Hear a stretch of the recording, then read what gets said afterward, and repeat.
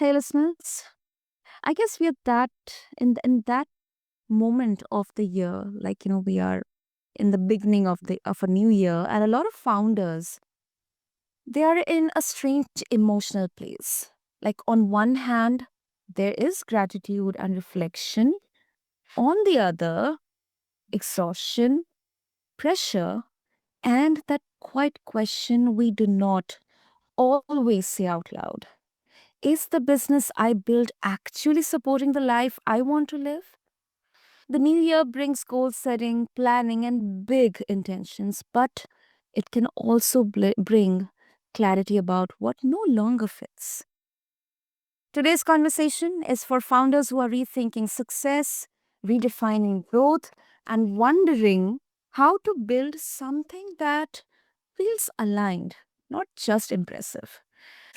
Today on BizBlend with your host Sana, we're exploring a question that sits underneath almost every entrepreneurial decision, whether we admit it or not.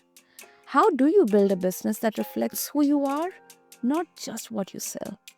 And listeners, very interesting. My guest is Dylan Clayton Bost, founder of SunnyHQ, which is a human first WordPress hosting and support company built intentionally around clarity, simplicity, and real human support.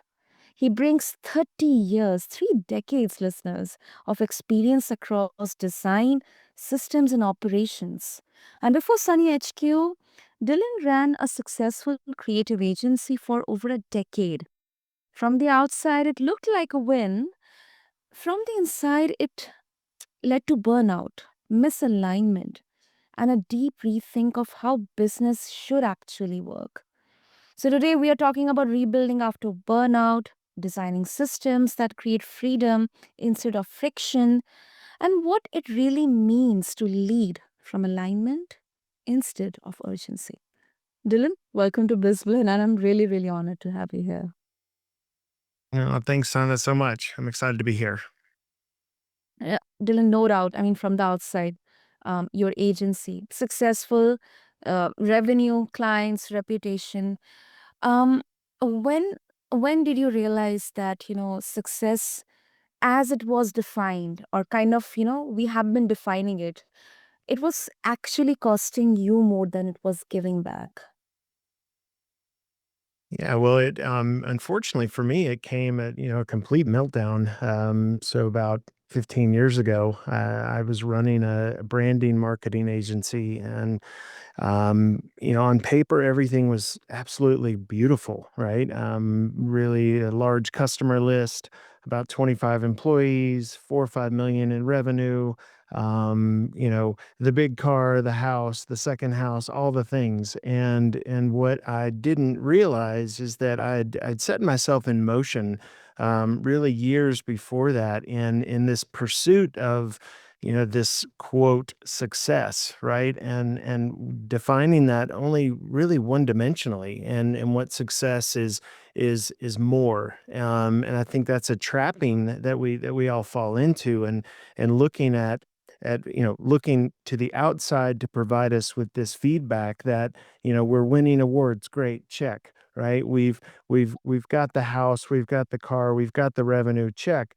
But without understanding truly what fulfilled my soul, and without really having an awareness of that. I talk a lot about awareness these days and the importance of that. And it's tough because before we're aware, and when we don't know. And so it's really key to start to feel and to get out of your headspace and start to feel into what does it feel like every single day? Am I happy? And not do the things make me happy, but do I feel happy? Do I feel joy? Do I look forward to working with the people that I'm with every day? Do I look forward to those phone calls? And obviously they're not, you know, every, obviously in our businesses, right? There are things that we have to do, but I look at the 80-20 rule, and when more than 20% of the things become a chore and become things that we don't look forward to, then those are those little cues that I completely missed. And it took really a giant failure in that, and really burning that to the ground before I could really start to understand that. Mm, mm, mm. I mean, first of all, I really appreciate that you kind of, um, share your lived experiences, because especially in the world of business and entrepreneurship, we do not kind of celebrate vulnerability, or we kind of, treat them as softness or soft skills. But I think that's what exactly makes us all humans, right? And Dylan, one question that comes to my mind is, um, do you believe that, um, we as humans, specifically get these kind of introspective questions within us once we achieve a particular level of achievement or success? Because sometimes, people would question, okay, you need to run your business, you need to get that output. For that, you have to put your blood, sweat, and tears. You have to pay your bills. You have to make sure that, your company is giving you the money or the profit. Like, what's your thought or, opinion on this? It comes down to trust, right? I think that we have to, well, I guess to answer your question, no, you don't have to get to that, to that definite stage before you can realize that what you want is more. But you have to trust yourself, right? I think you need to really evaluate then. Um, when you're starting that business, or when you're starting that job, it doesn't have to be even for an entrepreneur, but when you're starting that job, I think that, and for me it became, when I started a new business, is really writing down what are the core things. Obviously I need money, great, check. Right. I want to make customers happy. Okay. I want to develop a product or a service that gives something away. I want an aspect of my business to support companies and organizations that can't typically afford what I do, right? But then there's a whole nother side of it that I think we miss. And it's like, what do I want personally? How much time do I want for myself? How much time do I want for my family?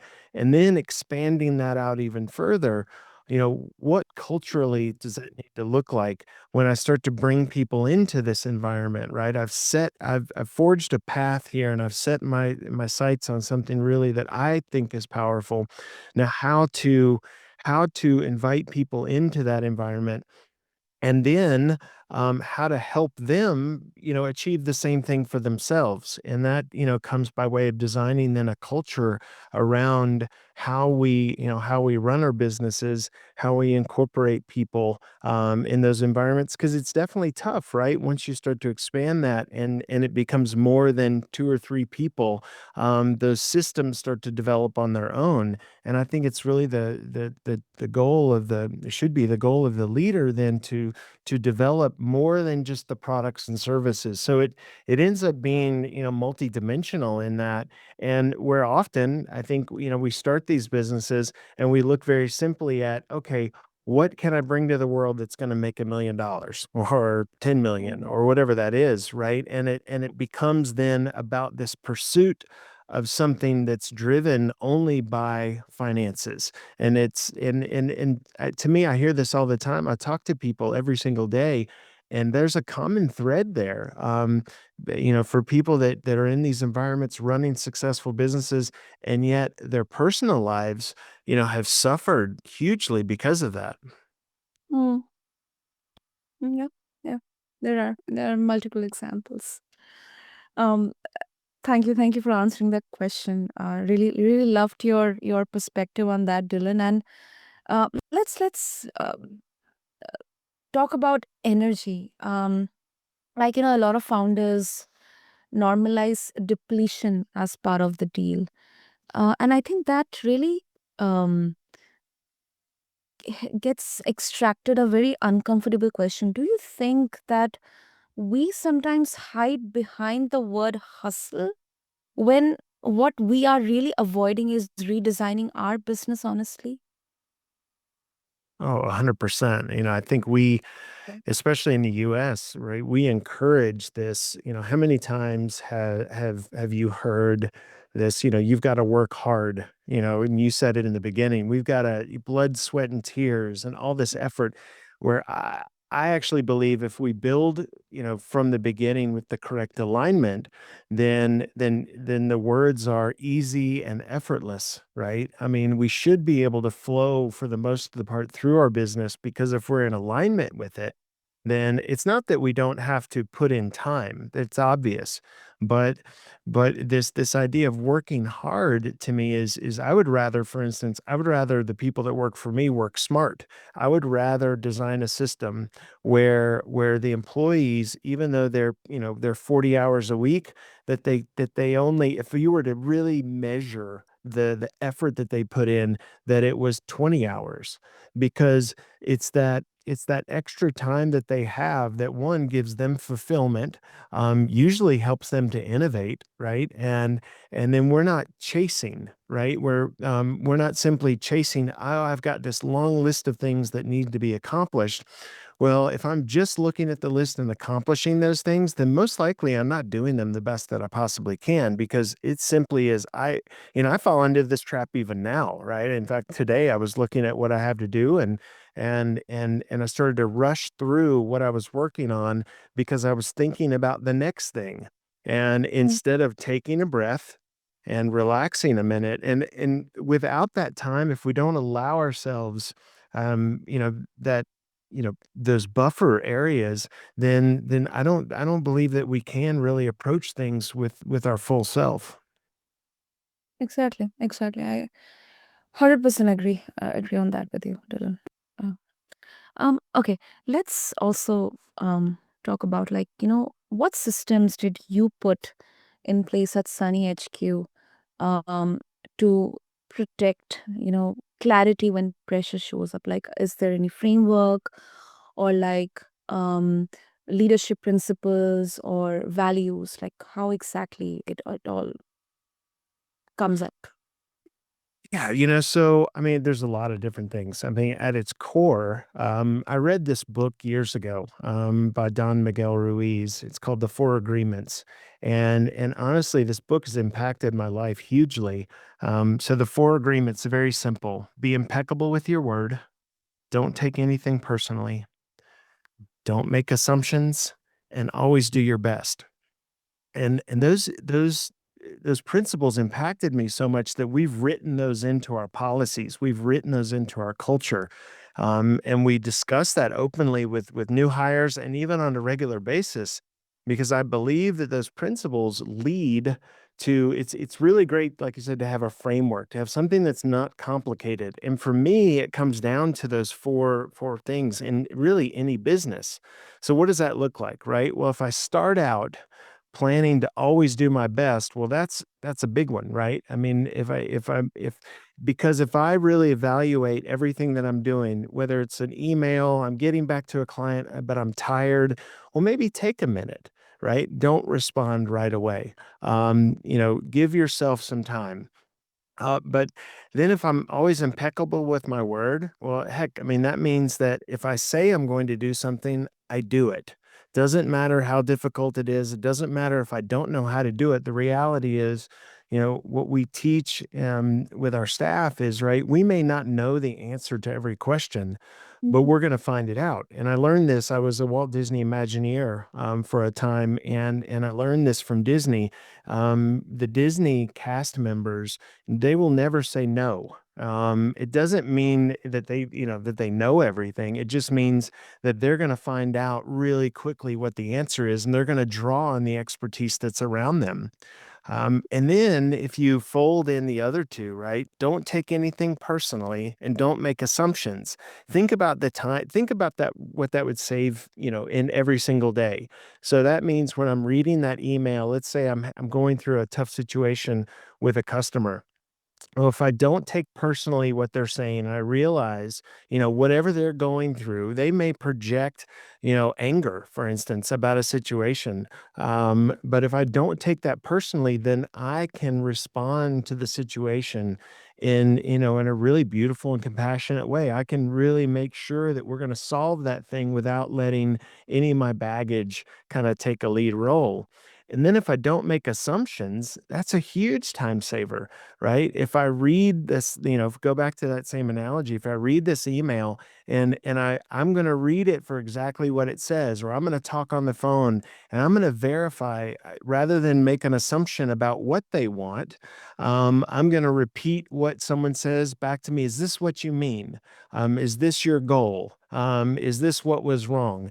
And verifying those things, because if you think about, I look at this all the time, and like the amount of time that we can save is exponential if we simply don't make assumptions. If I don't assume that you need X, right, and in reality you're looking for Y, well, I can run around in circles, and then that leads to frustration on both parts, and a lot of time wasted. So that's really a core principle. I think that we take and put in action every single day.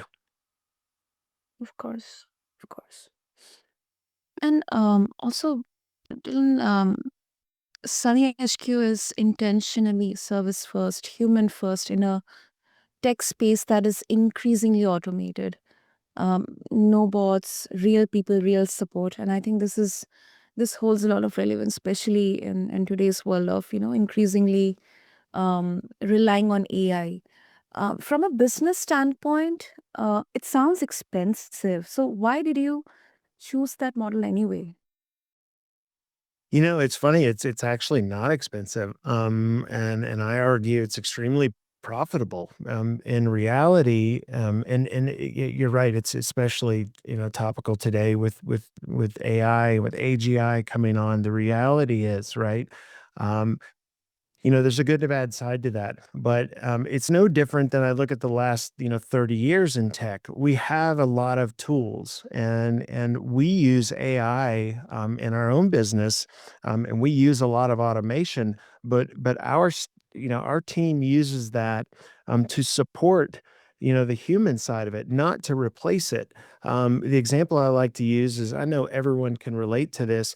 How frustrated are we with call trees, right? We call a company and we don't talk to a human, and we get in, and I mean, I do this on a regular basis, and I still I laugh when I do it, right? I have an Mm. issue and I call a company, and it takes maybe 10 minutes to speak to a human, and I'll even go through the call tree, and not one of the prompts will help me, right? I'll go through that process and say, well, let's just see if this will work. And in reality, it shocks me because it's almost it's not impossible, but it seems, so far-fetched that we're going to program this system to account for every situation. And obviously, automation can help certain things if someone's looking for an address or some simple answer, but for the most part, I look at, websites and online delivery of information means that we've really taken, for the most part, a lot of, the heavy load off of that. So when people pick up the phone to call, they really want to talk to a human. And what we've looked at in our own business is we've created a solid platform that really, for when I first did it, I mean, it changed overnight from support, let's say support calls and support submissions to around 50 a day to around 4 a day or 5 a day. Because if you build a solid system that takes care of most things, then on our side, for instance, in this case, WordPress hosting, the majority of support issues are non-existent. So, but when someone does have a need, right, when they have something that they need to change on their website or some problem they can't figure out, you know, they want to connect with a human being. And so that's what we've done. We've put WordPress experts at the forefront. You connect with us. You don't connect with an account person or a project coordinator. You connect with this person who does the work. Now, they have, our WordPress experts have a great tool set so that they can solve all these issues really, really fast. And I think a lot of companies get this wrong. They're like, well, let's remove the humans completely and let's try to make these systems do everything. You know what? Mm. Maybe at some point that can happen, but in my experience, it can't yet. And so all that does is lead to more frustration because you know, it makes then the end user, it makes our customer then have to go do the work when what we're selling them is a premium service. We're selling them, hey, you focus on your business. We'll take care of this. So we don't want them searching through frequently asked questions and online articles and or even asking really great AI bots how to solve this problem when we know if they ask us the question. Right now, our support staff, we can answer these questions and fix these things in 5 minutes, 10 minutes, an hour tops. And we recognize that's saving a customer 2 or 3 hours of time and frustration. So it's really, I think what we've seen is just the opposite. We're able to handle much more with actually less, but we still have people in the forefront. Mm. Mm. That is very, very interesting. I think this challenges a very dominant narrative in tech, that growth means removing humans. Um, and Also, you connect wellness, clarity, and leadership in a way that a lot of business, conversations would avoid. How does your internal state affect the way you lead and make decisions day to day, Dylan? Well, it's huge. I mean, I think that I run. We look at the word calm as a really taking a key role in our business. I look at this environment right where, let's say when it comes right down to it, right, we're hosting customers' websites, and these websites are running their businesses, they're selling their products, they're selling their services, they're marketing them. So what can easily happen, right, is usually if anything goes wrong, tensions are high. All right. I'm not selling product. I'm not making money. And so by not just me maintaining a very calm demeanor, but in really teaching that to our staff, it's like, look, first take a deep breath.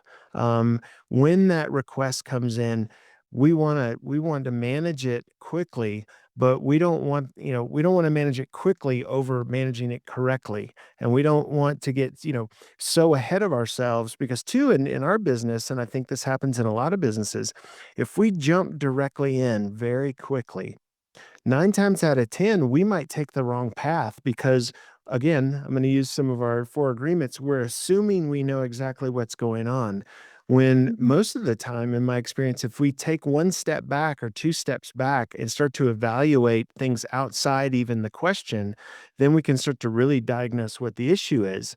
And so and then leading with this calm, aspect, right? So when we handle emails, we take, or even on the phone, we take very, a lot of care in responding in a way that's compassionate to the situation. And I think that's very different in the marketplace. At least it is for me. Before in the 'cause inception of Sunny HQ, before I was you know, before I was the support person, before I was even the branding marketing person, in my previous company, I was that company looking for a service like mine. And what I remember, and I've still seen this today, is that when I ask these questions, I enter into this environment that's extremely technical. And I mean, if you think about it, right? All of the businesses that we host, they're not website hosting companies. They're not, even when they're technology companies, their core Mhm. is to do something else. They're using so let's say we're hosting a company for Studio 41 that sells building materials and things, right? Yes, the Mhm. website is a core piece of their business, but their business is selling these products.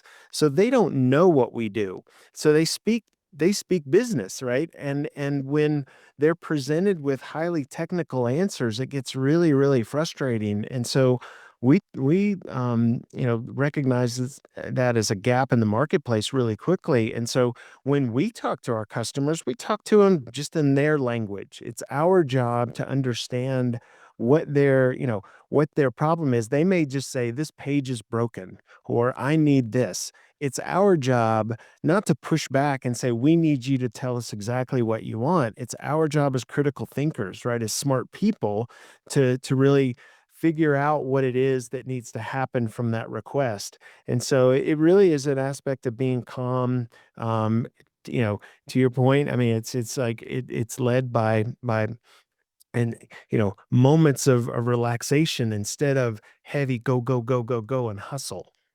Yep. Yeah. Yeah. Yeah. I really love that take. Really love that take, Dylan. Ah, super, super. So before we wrap up, Dylan, I think our listeners, especially maybe potential founders, entrepreneurs, or those who are already managing, small, medium businesses, if they would like to um, further explore, share their thoughts and opinions after this conversation, explore more about SunnyHQ, how they can connect with you. Yeah, they can just go to our website, sunnyhq.io, and go to sunnyhq.io/podcast. And we've got a free download. It's a really great, just a short PDF that will ask you some questions about your website and give you some hints on how you can, really make it better and optimize it. And of course, along with that, if you've got any questions, you can find me and you can find our staff there. We're happy to help. Super, super. Listeners, I'll make sure that I have all the links mentioned in the show notes. So just refer to them along with this episode on your favorite podcast platform. And, listeners, Dylan's story, it reminds us that building intentionally is not about doing less. It is about doing what actually matters with systems that support life, not consume it. So, if you're listening and questioning whether your business reflects who you are today, not who you were when you started, that discomfort, I believe it's an invitation. It's not a failure, listeners. And Dylan, thank you so much. Such a brilliant blend of honesty, clarity, and depth you brought here. Thank you. Thanks, Anna, so much. And to all the listeners, thank you for tuning into this episode of the BizBlend podcast. If you feel that you have found value through this conversation, do show your love by subscribing to us. Follow us for more such brilliant conversations with incredible guests like Dylan. And yeah, keep tuning to BizBlend. And this is your host, Sana, signing off. Thank you.